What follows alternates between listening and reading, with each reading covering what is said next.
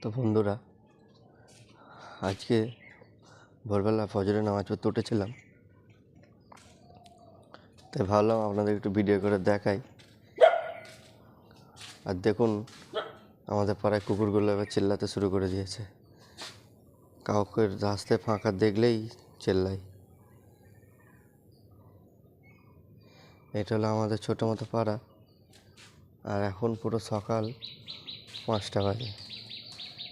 আমি নামাজ পড়তে উঠেছিলাম, আর আজকে নামাজ পড়তে দেরি হয়ে গেছিলো। আর এটা হলো আমার বাড়ি, তাই বাড়িতেই নামাজ পড়ছিলাম। তাই ভাবলাম একটু ভিডিও করা যাক, কারণ ভিডিও করা সবসময় সময় থাকে না। এটা হলো আমাদের ছোট্ট মতো পাড়া।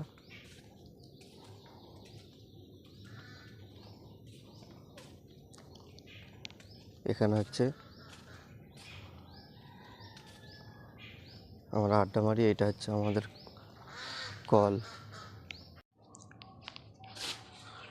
এই কুকুরগুলো এত রাত্রেবেলা ঘেউ ঘেউ করে, তো মানুষকে ঘুমোতে দেয় না।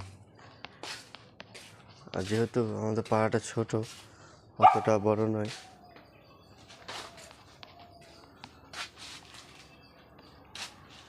দেখুন পেছনে পেছনে করছে, ভয়ও লাগছে।